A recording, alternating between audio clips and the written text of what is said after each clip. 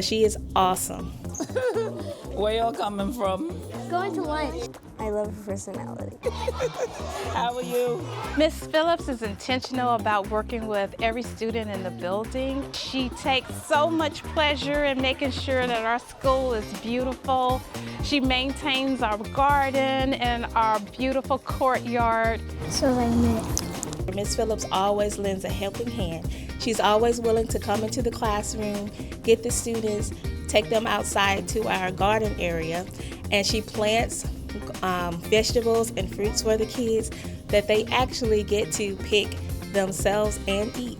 She teaches the kids about what it is that, like, they're serving in the cafeteria so that they can grow and take in the nutritional value from that.